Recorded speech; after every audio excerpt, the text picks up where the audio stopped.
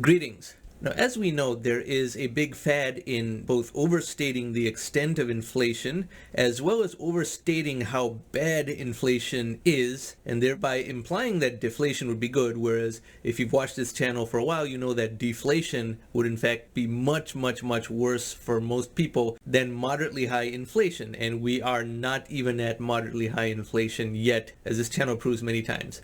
Now, what happens if in the YouTube field we type in a string called "inflation will kill you," because clickbait is what makes certain YouTube videos succeed. Inflation will kill you.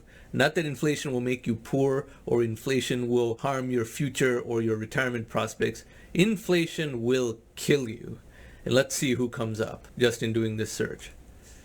Gee, what a surprise. The first three videos are Robert Kiyosaki, How Inflation Will Kill You, Peter Schiff, Inflation Will Kill Us, and then Robert Kiyosaki again, Inflation will wipe out 50% of the population. It's the end of America, warns Robert Kiyosaki. America, of course, is the only country in the world. Now, I'm kind of relieved that the same two individuals are the ones who come up as the three most popular videos over here, because I have already debunked both of these people very extensively. See here for where I debunk Robert Kiyosaki in great detail.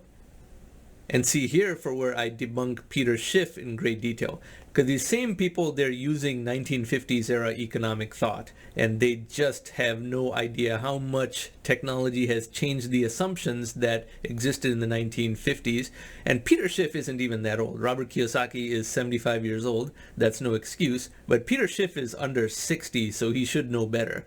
He was not even an active investor in the 1970s like Robert Kiyosaki was. Peter Schiff isn't that old, so he should know better. But actually, Peter Schiff is the most vocal one of all. So both of these people are very problematic in terms of spreading that incorrect miseducation to people. And the problem is inflation sells. The media likes to sell the inflation scare meme because the media's job is to scare people, and they are going to create a situation where in democracies, more and more people are going to vote for deflation. People will think deflation is good, and they're going to vote for deflation. So I'm going to refer to another video clip that exists elsewhere on this channel to help explain to you why deflation is not good. Deflation would actually be very bad compared to the level of inflation we have right now, and things right now are not bad at all relative to what it could be if people listen to what Peter Schiff and Robert Kiyosaki are saying.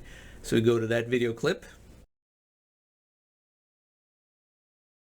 Today we're going to have a tutorial on how deflation is in fact a much worse thing than moderate inflation or even slightly high inflation, and only when inflation becomes extremely high, known as hyperinflation, is there actually a problem with inflation, and we are nowhere close to anything that could be remotely called hyperinflation in the economy today.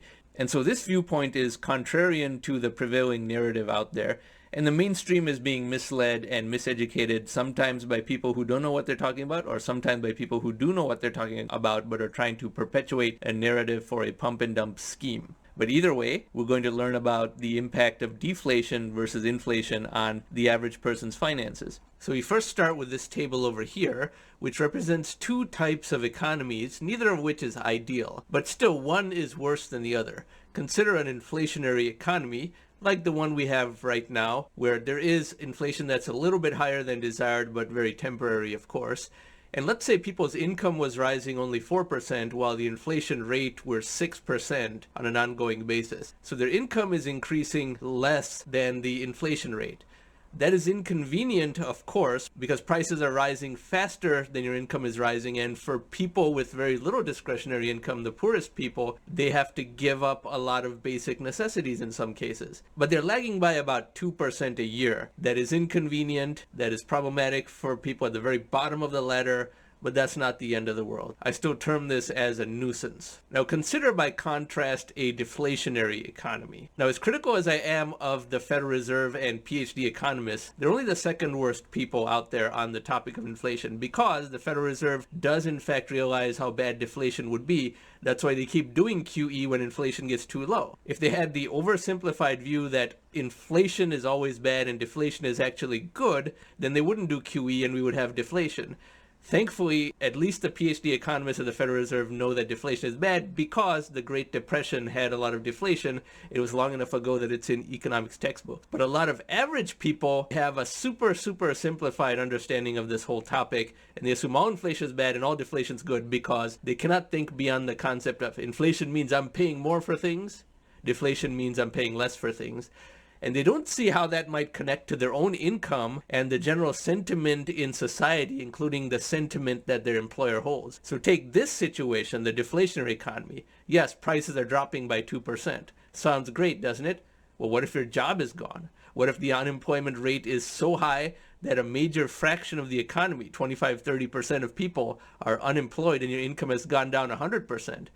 I think after I explain it this way, most people would rather choose this upper economy as the lesser evil than this lower economy, because that is a far worse situation, and it can last for a long time. That's why the Great Depression lasted for 10 years, because it was deflationary and they didn't have a technological solution like we have today. Now, lest you say that not everyone loses their job, only a few people lose their job, well, let's go to this other slide over here then.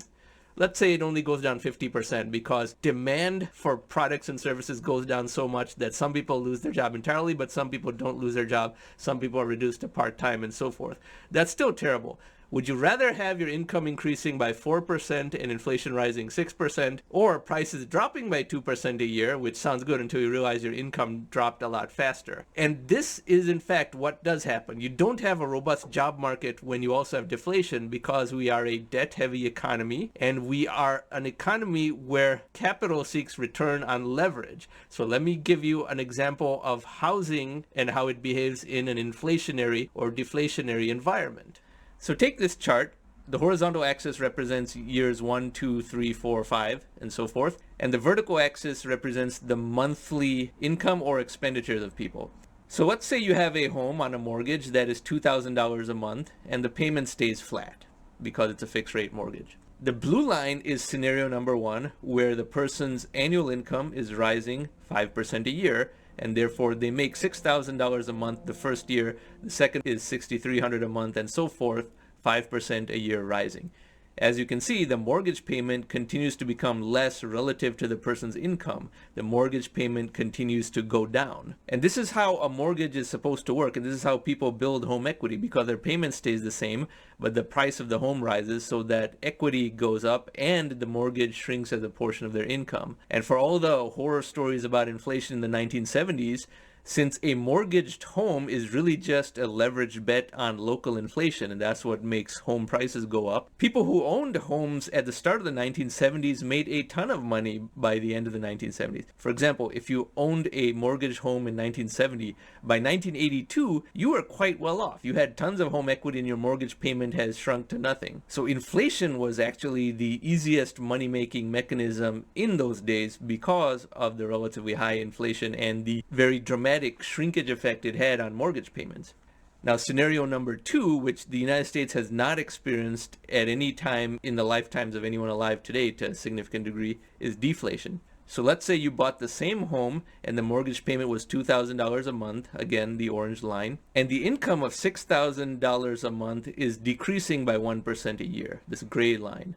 As you can see, the mortgage payment stays the same, but the dollars of income are becoming less and less. Therefore, the mortgage payment is increasing as a portion of the person's income. That is an extremely stressful situation to be in, and that's why deflation is far more catastrophic to anyone with debt, and especially to a society where everyone has debt, like the United States. The United States is a debt-heavy society, and therefore deflation is far more destructive than inflation, including moderately high inflation like 3% or 4% a year. Deflation is what anyone with debt should be afraid of.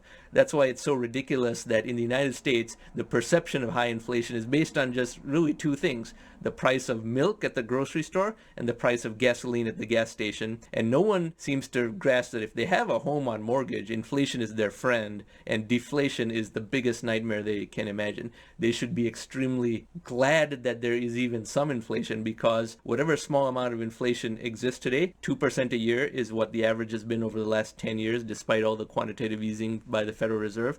2% a year is what is preventing them from disaster that would occur if deflation were to creep upon them and they have a fixed mortgage payment. So this is a very simple chart that explains how anyone with a mortgage or similar such fixed debt benefits tremendously from inflation and suffers tremendously under deflation. We're assuming, of course, that people's incomes rise with inflation.